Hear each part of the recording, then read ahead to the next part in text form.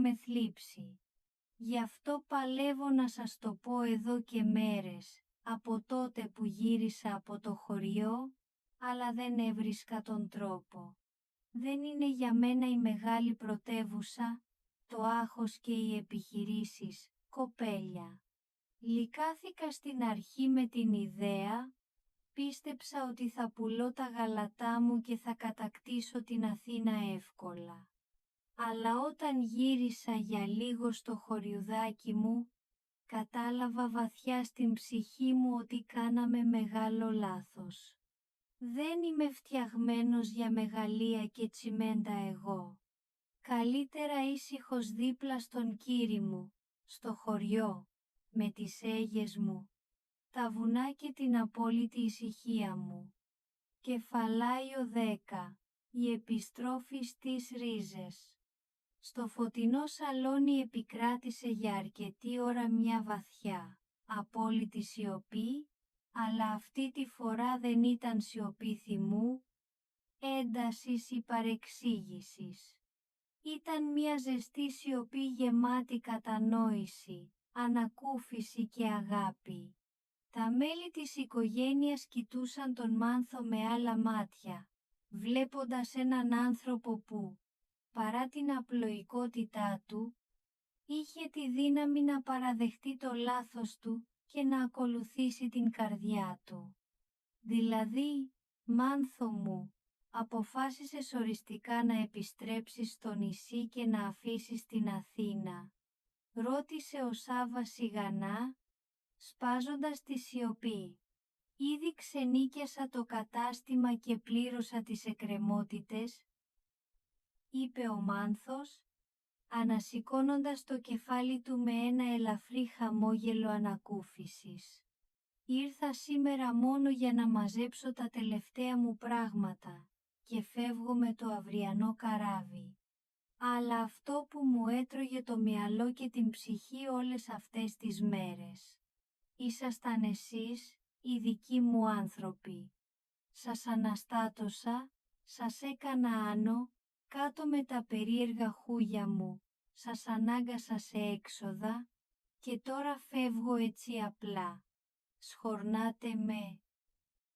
Πραγματικά σας μιλώ, δεν το έκαμα από κακία ή δόλο. Η Λιδία πλησίασε τον Μάνθο με αργά βήματα και του έβαλε με στοργή το χέρι της στον ώμο. «Μάνθο μου, τι είναι αυτά που λες? Δεν υπάρχει τίποτα να συγχωρέσουμε. Το μόνο σημαντικό πράγμα στη ζωή είναι να είσαι εσύ ευτυχισμένος με την απόφασή σου και να νιώθεις ελεύθερος. Αυτό έχει πραγματική αξία. Γεια σου ρε Αντωνία, είσαι ελευθερία και αρχόντισσα», είπε ο Μάνθος, κοιτάζοντας την Αντωνία με βαθιά ευγνωμοσύνη στα μάτια του. «Κρίμα που φεύγεις τώρα που αρχίσαμε να σε συνηθίζουμε, να σε γνωρίζουμε καλύτερα και να καταλαβαίνουμε ποιος πραγματικά είσαι κάτω από το σκληρό σου περίβλημα. Να θυμάσαι ότι όποτε θέλεις να ξεφύγεις από το χωριό, το σπίτι μας θα είναι πάντα ανοιχτό για σένα», συμπλήρωσε η Αλεξάνδρα με ένα ειλικρινές, ζεστό χαμόγελο, αφήνοντας στην άκρη τις παλιές της επιφυλάξεις για τους τρόπους του. «Ελάτε μωρέ, τι καθόμαστε και κλαίμε?» φώναξε ο Μάνθος, σκουπίζοντας γρήγορα τα μάτια του με το μανίκι του. «Ας βάλουμε μια καλή κριτική τσικουδιά να γιορτάσουμε τη ζωή και το μέλλον. Δεν θέλω κατσούφιδες και στενοχωρημένους ανθρώπους σήμερα στο τραπέζι μου». Ο Μάνθος έβγαλε με γρήγορες κινήσεις τα μικρά ποτήρια από την τσάντα του, τα γέμισε μέχρι πάνω με το διάφανο, δυνατό υγρό και σήκωσε το δικό του ψηλά στον αέρα, κοιτάζοντας την οικογένεια που, παρά τις καθημερινές φασαρίες, τις απίστευτες παρεξηγήσεις, τα κρυμμένα μυστικά και τους εγωισμούς, ήταν πάντα εκεί, ενωμένοι σαν μια γροθιά για να τον στηρίξει στα δύσκολα. Το σ' αγαπώ σας κράτησα, το ευχαριστώ μου πάρτε, τα μάτια θα σας χάσουνε, μα στην καρδιά χωράτε. Τσουγκρίσαν με δύναμη τα ποτήρια τους και το ζεστό, αυθόρμητο γέλιο της οικογένειας τριανταφύλου και Χαμπέ αντίχησε ξανά στο σπίτι, πιο δυνατό και καθαρτικό από κάθε άλλη φορά, διώχνοντας μακριά κάθε παρεξήγηση. Γιατί στο τέλος της ημέρας, όσες φασαρίες, καυγάδες και ανατροπές και αν γίνονταν ανάμεσα στα αδέρφια και τους συγγενείς, το σόι ήταν πάντα σόι και η αγάπη τους παρέμενε ακλόνητη σαν τα βουνά της Κρήτης. Τελώς. Συμφωνία οικογενειακής τρέλας. Κεφάλαιο 1. Η σκιά του κακού αστυνομικού.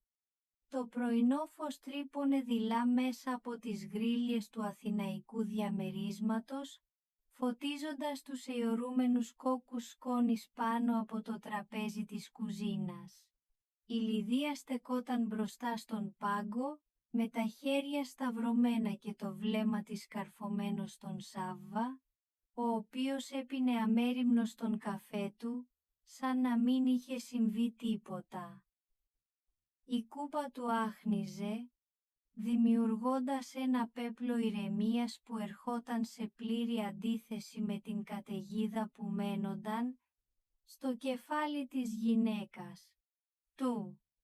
Τι να την κάνω. Ξέσπασε η Λιδία, με τη φωνή της να σπάει από μια μίξη απόγνωσης και εκνευρισμού. Τώρα εσύ είσαι ο μπαμπούλης, ο γλυκός, ο κατανοητικός, και εγώ η τρελή που φωνάζει με το παραμικρό. Σε έχουν κάνει θεό τους, Σάββα. Ο Σάββας αναστέναξε, αφήνοντας την κούπα του στο τραπέζι με έναν απαλό, σχεδόν προκλητικό γδούπο. Όχι ρε Λιδία, υπερβάλλεις. Πάνω στα νεύρα τους το είπαν τα κορίτσια. Ξέρεις πόσες φορές μου έχουν θυμώσει εμένα. Πόσες. Τον διέκοψε με ένα σαρκαστικό γέλιο που αντιχούσε στους τοίχους της κουζίνας. Πλάκα μου κάνεις. Όταν τους λέω να μην μιλάνε με άγνωστα αγόρια, όταν τους λέω να μην φοράνε εκείνες τις φούστες που μοιάζουν με φαρδιές ζώνες για να γυρίζουν. Νωρίς πίσω. Ωραία. Εσύ έχεις αναλάβει τον ρόλο να τις κάνεις καλόγριες, αλλά όλα τα υπόλοιπα, τα καθημερινά, τα βαρετά, τα κάνω εγώ. Ο Σάββας την κοίταξε με εκείνο το αφοπλιστικό βλέμμα της αθωότητας. Ποια είναι τα υπόλοιπα.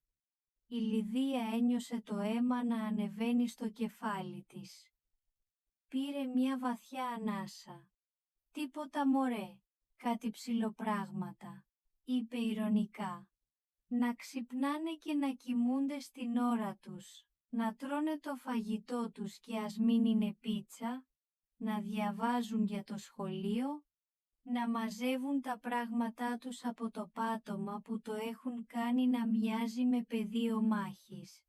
Τέτοια ψιλοπράγματα. Εκείνος σήκωσε τα χέρια ψηλά, σε ένδειξη παράδοσης. Εντάξει, έχεις δίκιο. Θα βοηθάω περισσότερο. Έτσι πράγμα. Από εδώ και πέρα. Τόνισε η Λιδία, πλησιάζοντας το πρόσωπό της στο δικό του. Θα ακολουθείς και εσύ πιστά τη γραμμή μου. Και αν. Λέμε τώρα. Αν κάποια στιγμή έχω διαφορετική άποψη, τότε θα το συζητάμε. Και επειδή εγώ θα έχω δίκιο, θα κάνεις και εσύ αυτό που λέω εγώ. Ο Σάββας χαμογέλασε πονηρά. Α, ωραία. Πολύ δημοκρατικό μου ακούγεται αυτό. Απορώ που τον είδανε τον φασισμό τα κορίτσια. Αυτή η λέξη ήταν το τελειωτικό χτύπημα. Φασίστας. Η Λιδία ένιωσε τον κόσμο να